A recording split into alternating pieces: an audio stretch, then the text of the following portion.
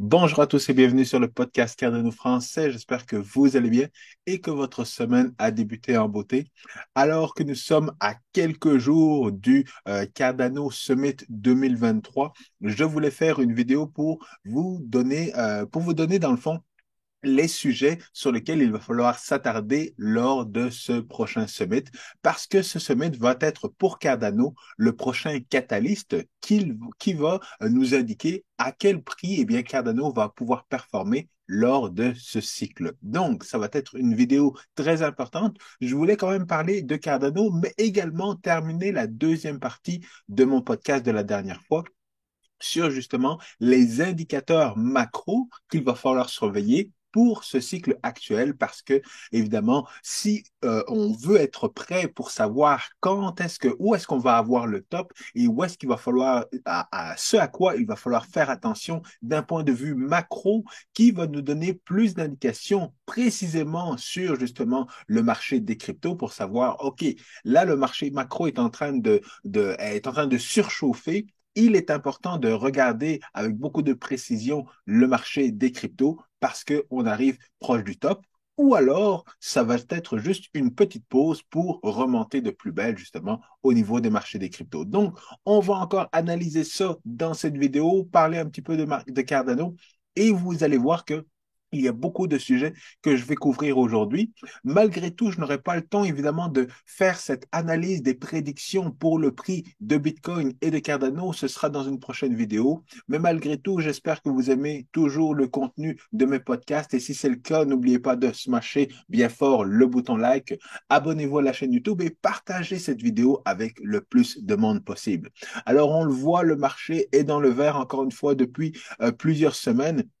Et on s'attend à finir, ben non, on a fini finalement le mois de octobre, le October dans le vert. Maintenant, c'est sûr et certain que généralement, lorsque le mois d'octobre est dans le vert, ça veut dire que le dernier tiers de l'année, généralement, se trouve dans le vert. Donc, on va avoir un mois de novembre dans le vert, un mois de décembre normalement dans le vert, pour commencer justement un début d'année très positivement. Et on sait que Bitcoin, depuis le début de l'année, est dans un bull market. Donc, c'est toujours le temps d'investir et ce n'est pas le temps si vous êtes encore un bear dans votre tête, c'est vraiment le temps de faire le switch parce que ça va être très important pour la suite.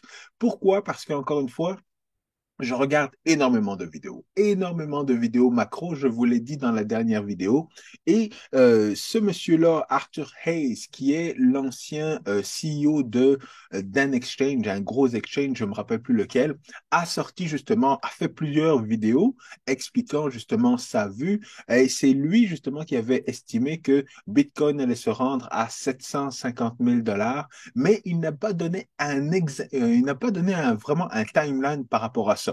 Donc, 750 000 dollars, c'est sûr que c'est beaucoup d'argent et ça donnerait vraiment une grosse croissance très rapide au niveau de Bitcoin si on devait atteindre ce prix-là dans ce bull run, dans ce cycle de marché des cryptos.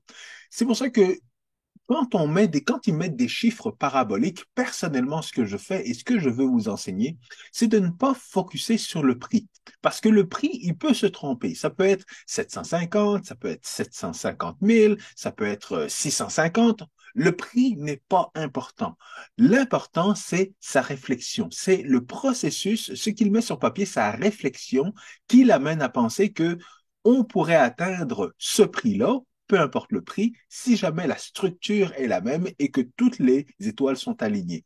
Si jamais il y a 3 étoiles sur 4 qui sont alignées, ben ça se peut qu'on vise un petit peu plus bas. Si finalement il y a 4 étoiles sur 4 et qu'en plus de ça, il y a un effet bonus, eh bien c'est sûr qu'on va excéder. Mais c'est pour ça que c'est pour ça que je faisais attention justement à ce qu'il a mentionné, à toutes ces vidéos-là. La vidéo où il a expliqué justement pendant 3 heures, presque 3 heures de temps, toute sa réflexion, l'analyse du passé, l'analyse de la situation suivante, la situation actuelle avec la guerre et tout ça, et où est-ce qu'on s'en va dans le futur pour expliquer pourquoi il pense qu'on risque d'atteindre justement 750 000 dollars pour Bitcoin, mais qu'après ça, on va avoir une méchante crise et qui serait une crise qui pourrait être pire que la crise qu'on a connue en 2008. Et pourquoi c'est important également de varier ces différents sujets? Parce que il y a d'autres personnes qui sont amis, oui, ils se connaissent, mais ils ont une autre vue. Et donc, ça permet de varier un petit peu les différents sujets, les différentes raisons, s'assurer également que un argument qu'il utilise est utilisé par d'autres personnes. Donc, Raoul Pal, une personne que j'écoute beaucoup, dont je vous parle également souvent, eh bien, a la même réflexion, a la même structure qui fait en sorte justement de dire que Bitcoin, dans l'écosystème dans lequel on est actuellement, et si on se réfère à ce qui s'est passé dans le passé avec les taux d'intérêt, avec les bons du trésor et ainsi de suite, eh bien, tout ça amène une vague. Tous les éléments sont là pour que justement Bitcoin atteigne de nouveaux sommets et qu'on ait un bull run spectaculaire à ce cycle-là et au prochain cycle. Donc, sur sa chaîne YouTube, il parle également justement de l'âge exponentiel, qui est justement cet amalgame de toutes ces technologies-là, dans lesquelles il va y avoir beaucoup de financement. Donc, on parle de l'intelligence artificielle, de la microbiologie, on parle des crypto-monnaies, et ça revient également à tous les styles d'investissement que Cathy Woods, la CEO de Ark Invest, avait mentionné justement en début de l'année 2023 en disant toutes les grosses idées de 2023, ces grosses idées-là se transforment en investissement lorsque le marché commence à tourner. Donc, encore une fois, des choses qu'il va être très importantes de surveiller d'un point de vue macro parce qu'évidemment, le marché des cryptos va bénéficier de toutes ces choses-là. Mais si on revient donc à l'article de Arthur Hayes, qui nous mentionne justement dans cet article-là que, de manière générale, le fait que les États-Unis sont en train de vouloir financer une autre guerre, eh bien, ce n'est pas bon pour monsieur et madame tout le monde, bien entendu, mais c'est bon, ça va être bon pour ceux qui sont capables de profiter justement de l'investissement, des retombées économiques qui vont arriver avec justement cette volonté de vouloir financer une autre guerre alors qu'ils n'ont pas d'argent. Mais ils n'ont pas l'air d'être au courant, les États-Unis n'ont pas l'air d'être au courant qu'ils n'ont pas d'argent, mais je vais vous démontrer qu'ils n'ont vraiment pas d'argent. Alors rapidement, dans ce tableau-là, il montre que justement, les trois dernières guerres qu'ils ont faites là, dans les 20 dernières années, ça a coûté un total de 8 000 $ par personne aux États-Unis, par payeur de taxes finalement. Mais on sait que les grosses fortunes, eux, ne payent pas de taxes et ils évitent de payer des taxes. Et dans tout cet article-là, vous le voyez, c'est un très long article, eh bien, on voit que justement, la Fed est en train de tourner. Le responsable de la Banque centrale américaine ne peut jamais dire ce qu'il va faire exactement. Il ne peut pas dire que, OK, on va faire descendre les taux d'intérêt parce que finalement l'inflation est sous contrôle, l'avenir va bien se passer, donc on va faire descendre les taux d'intérêt, ou le contraire. OK, la situation est hors de contrôle. On va faire monter les taux d'intérêt pour justement recalibrer justement l'inflation et regagner un contrôle plus serré de l'inflation. Parce que si jamais il dit qu'on va faire descendre les taux d'intérêt, la situation est bonne et tout ça, eh bien, qu'est-ce qui va se passer? L'effet contraire va se passer. Les gens vont commencer à se dire, bon, ben, parfait, ils vont faire baisser les taux d'intérêt. Donc, on va commencer déjà à profiter, à acheter beaucoup d'actifs parce que lorsqu'ils vont faire baisser les taux d'intérêt, les gens vont vouloir emprunter de l'argent pour acheter ces actifs-là. L'immobilier, les actions, les cryptos et ainsi de suite. Et ça va faire l'effet contraire. Donc, au lieu que justement l'inflation va commencer à baisser, eh bien, l'inflation va commencer à monter parce que tout le monde va vouloir acheter beaucoup plus rapidement. Et donc, ça va faire monter les prix. Sauf que justement, pour contrôler justement cette augmentation des prix, comme je vous l'ai montré dans la dernière vidéo, eh bien, ils ne peuvent pas dire, OK, on va commencer à baisser les taux d'intérêt. Ils doivent continuer à avoir un langage codé. Et dans ce langage codé-là, même chose s'ils disent, l'inflation est hors de contrôle, on va continuer à faire monter les taux d'intérêt, eh bien, ça va faire en sorte que monter les taux d'intérêt, ça va créer justement les banques vont commencer à tomber parce que les banques ne vont pas être en mesure de payer des taux d'intérêt par rapport aux bons du Trésor, à ceux qui déposent de l'argent, mais recevoir justement des paiements de 3% ou de 4% de ceux qui ont justement des prêts hypothécaires et tout ça. Donc, on va le voir, les banques vont être en déficit, mais les gens vont également être en déficit parce que plus personne ne va vouloir, plus personne ne va vouloir dépenser d'argent. Pourquoi? Parce que les taux d'intérêt augmentent, donc les prêts auto, les prêts immobiliers et tous les autres prêts personnels et ainsi de suite, les taux d'intérêt vont augmenter, sauf que les gens n'ont pas d'économie. Donc, s'ils augmentent les taux d'intérêt et que le salaire augmente à la même vitesse qu'il augmente de 0,2, 0,5, 0,5%, eh bien là, ça va créer encore une fois une crise économique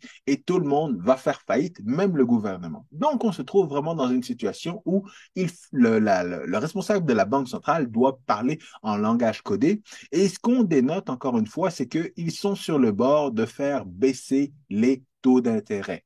Merci pour le thumbs up. Donc, ce qui veut dire, c'est que justement, on est en train de faire baisser, ils commencent à penser à faire baisser les taux d'intérêt sans le dire, mais l'impact que ça va avoir, justement, c'est que nous qui le savons, nous savons que justement, baisser les taux d'intérêt, ça va faire en sorte de repartir, de remettre de la liquidité sur le marché, surtout si les États-Unis doivent encore financer justement une nouvelle guerre. Ils n'auront pas le choix que de commencer à imprimer de l'argent pour financer cette nouvelle guerre. Et la dernière chose que je voulais vous montrer par rapport à ça, c'est justement ce qu'il dit au niveau des taux d'intérêt. Si je le retrouve rapidement, au niveau des taux d'intérêt, sinon, c'est pas plus grave que ça. Non, mais ce qu'il faut savoir, encore une fois, c'est que au niveau de la situation des États-Unis, lorsqu'on regarde justement le nombre d'argent qu'ils ont dépensé cette année, on sait que ça arrive à 6 trillions de dollars et l'année n'est pas encore finie. Alors que si les dépenses sont plus grosses que les revenus, on sait évidemment que c'est un problème et il n'y a aucune banque qui vous prêterait de l'argent si vous aviez des dépenses qui étaient plus élevées que vos revenus. Alors qu'on voit que les revenus des États-Unis sont de 4 trillions de dollars. Donc, on voit déjà qu'il y a un gap de 2 trillions de dollars.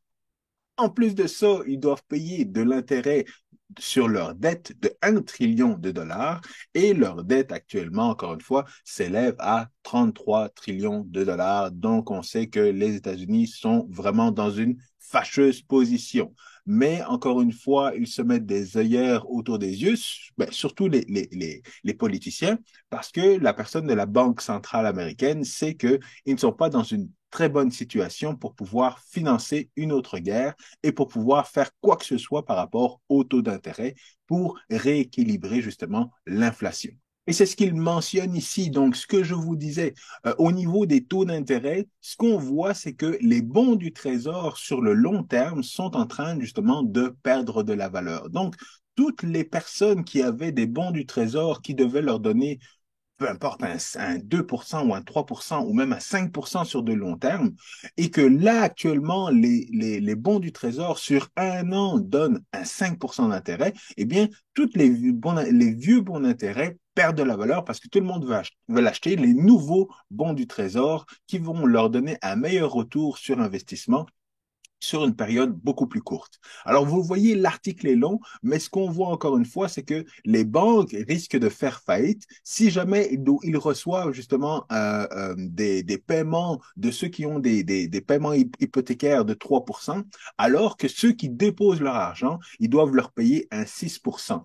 Ils doivent payer un 6%, mais ce 6%-là, ils le basent sur les bons du Trésor que eux, ils ont juste un retour de 2%. Donc, il y a un débalancement et c'est pour ça que les banques risquent de faire faillite aux États-Unis, comme les banques, on va pas exactement comme, mais c'est la situation que ont vécu trois banques qui ont dû fermer, deux banques qui ont dû fermer, puis une qui a été sauvée par le gouvernement. Donc, on voit que justement, ce genre de situation est très risqué et qu'ils n'auront pas de choix que de faire descendre les taux d'intérêt. Alors, heureusement, on a des articles qui décrivent, ben, qui résument un petit peu l'article de Arthur Hayes, qui détaille exactement ce que je suis en train de dire. Donc, en situation de risque de guerre, à savoir est-ce que les ennemis vont gagner la guerre ou pas gagner, ou ainsi de suite, eh bien, tout le monde va commencer à vouloir acheter des cryptos et ben, plus du Bitcoin, qui est justement l'or 2.0 pour les plus jeunes générations et de l'or pour ceux qui sont dans les plus vieilles générations. Donc, on voit que cette incertitude, justement, par rapport au bons du trésor, eh bien là, on va se poser la question à savoir, est-ce que ces bons du trésor-là qui vont commencer à perdre de la valeur, mais les investisseurs, ils ne veulent pas perdre de la valeur. Ils vont continuer à vouloir, justement, à avoir de bons retours sur investissement. Donc, ils vont se retourner justement sur Bitcoin et sur l'or pour pouvoir s'assurer justement de continuer à avoir de bons investissements. C'est pour ça qu'il mentionne que finalement, il va y avoir un shift, il va y avoir un déplacement de capital justement des bons du trésor vers justement l'or et le Bitcoin et les crypto-monnaies. Donc, c'est pour ça qu'on a un prix, une prédiction de 1 million de dollars, justement, dans un futur proche, 5, 6 ans, gros maximum, parce qu'on sait que, justement, beaucoup d'argent vont commencer à aller au niveau des cryptos, ce qui va être très important, encore une fois, pour nous et pour nous qui nous plaçons actuellement, parce on est encore en train de profiter du fait que les institutions ne sont pas encore là, mais elles arrivent très prochainement avec un ETF. Donc, c'est pour ça qu'on est en train de se positionner parce que lorsque la vague va pogner, eh bien, il va falloir qu'on soit prêt, que nos placements soient faits et juste pour regarder le prix augmenter et de se dire, OK, à ce montant-là, j'appuie sur le sell button et ça va être très important, encore une fois, d'être très attentif là-dessus. Et comme je le disais, c'est pas juste Arthur Hayes qui le dit, c'est également Ray Dalio qui le dit et d'autres experts. Donc, c'est pour ça que comme je le répète, il ne faut pas mettre trop l'emphase sur le prix qu'on veut avoir, mais il faut mettre l'emphase sur la structure et la réflexion qu'ils expliquent et qui va justifier, dans le fond, leur target de prix. Nous allons regarder la structure, la réflexion et s'assurer que à chaque étape, à chaque mois, cette structure est respectée, cette réflexion est respectée, leur prédiction en termes de situation économique mondiale continue à être vraie. Et à ce moment-là, ben, le prix va tout simplement suivre et nous serons prêts encore une fois lorsque le bull run va arriver, nous serons prêts mentalement, nous serons forts mentalement et lorsque justement nous aurons fait nos bénéfices, quand une personne va vous dire tu as été chanceux, vous pourrez leur dire non, je n'ai pas été chanceux, je suis là-dedans, j'ai mes 10 000 heures par année que je mets dans les cryptos ont payé aujourd'hui et c'est ce qui fait en sorte que justement, je suis très content de prendre mon retour sur investissement. Alors voilà, il me reste quelques minutes avant de joindre justement une autre rencontre que je ne peux pas manquer malheureusement. Pour ce dernier point, je voulais justement faire un tour des différents sujets qui vont être très importants à surveiller au niveau du Cardano Summit. Donc, ça commence évidemment le 3 novembre, donc ce jeudi de cette semaine, et on va avoir justement une première présentation qui va être très importante sur la blockchain pour les entreprises. Alors, le titre est intéressant parce que c'est pas les blockchains pour entreprises, mais c'est la blockchain pour les entreprises. Donc, ce n'est pas les Microsoft et les Google et ainsi de suite qui vont développer leur blockchain pour les entreprises, mais c'est de savoir comment les entreprises peuvent utiliser la blockchain dans leur business. C'est une autre manière de penser qui va vraiment avec cette nouvelle vague, justement, au niveau de la blockchain, des cryptos et ainsi de suite. Une autre présentation qui va être très importante sur Marlowe. Alors, Marlowe, on sait que c'est quelque chose qui est pour les non-développeurs, un langage de programmation qui est pour les non-développeurs. Donc, comment est-ce que vous pouvez bâtir justement une application, une simple application et développer un contrat intelligent que vous pourrez faire interagir avec votre smart contract. Donc, ça va être quelque chose que j'attends de voir parce que ils ont fait beaucoup de présentations, ils ont bien modélisé justement le Marlowe, la manière dont ça fonctionne et tout ça. Maintenant, c'est de voir est-ce que ça va être adopté justement par monsieur et madame tout le monde en crypto et par la suite monsieur et madame grand monde, monsieur et madame tout le monde, justement, dans le grand public. Donc, j'attends beaucoup de ça. Par la suite, il y avait, oui, c'est ça, Tengem. Alors, Tengem, eux, avec leurs cartes, ces cartes-là que j'envoyais comme des bonbons à l'Halloween, là, ces cartes-là, vous devez savoir que ces cartes-là, maintenant, se vendent au prix de à peu près 70 dollars par paquet de 3. Donc, par paquet de 3, 70 dollars, ça veut dire que toutes ces cartes-là, j'en avais un gros paquet épais comme ça. C'était pas mal d'argent que je vous envoyais gratuitement. Je suis content de le faire, mais sachez que ça vaut beaucoup d'argent. Donc, eux vont faire une présentation aussi sur la manière dont ils ont emmené leur entreprise, parce que ça fonctionne très, très bien. À l'époque, avec ces petites cartes-là, on ne savait pas si Tengem allait rester, surtout qu'ils n'ont pas de token et tout ça. Donc, j'attends de voir vraiment le sujet de leur présentation et ce qu'ils vont amener comme nouveau device, notamment pour les cryptos, mais pour Cardano également. Le DeFi, très intéressant parce que je vous l'ai dit, je suis les conférences de Solana, donc qui ont lieu justement pendant toute la semaine. Solana, c'est tout un écosystème, mais ça reste quand même intéressant parce que je vais faire une prochaine vidéo là-dessus, comparer justement Solana Breakpoint puis Cardano Summit 2023, mais ils ont parlé évidemment du DeFi. Donc, j'attends de voir un peu la manière dont eux ont exprimé le DeFi. C'était très intéressant. J'ai appris beaucoup de choses et j'attends de voir au niveau de Cardano si on a la même philosophie ou non sur le DeFi et comment ça devrait fonctionner. Donc, j'attends de voir cette présentation-là. Également, la présentation sur la différence entre comment faire le lien entre un vrai asset qui existe dans la vraie vie et la blockchain, donc la tokenisation. C'est quelque chose qui va être important. L'état de Cardano en Afrique, alors le Web3, c'est fait par Emergo, donc moyen, et ça dure juste 15 minutes, là, donc je vais quand même le regarder parce que j'aimerais savoir où est-ce qu'on est rendu avec les DeFi, la progression, parce qu'on disait que l'Afrique, c'est justement le prochain continent, il va y avoir un boom au niveau de la blockchain des cryptos. Donc, j'attends de voir ça. Et puis, ben, une présentation sur le passé, le présent et le futur de Cardano, surtout avec Charles Hoskinson. C'est toujours bon de revenir puis de montrer la progression parce qu'encore une fois, beaucoup de gens se disent, ah, ben, Cardano, tu as eu de la chance et des choses comme ça. Non, c'est parce qu'il y a un passé, il y a un présent et on est en train de prédire le futur. Et Charles Hoskinson, je vous le répète encore, là, c'est quelqu'un de extrêmement intelligent, vraiment sa manière de présenter puis ses sujets et j'en parlerai évidemment avec et je ferai la comparaison avec le CEO de Solana Labs. C'est le jour et la nuit. Pour moi en tout cas.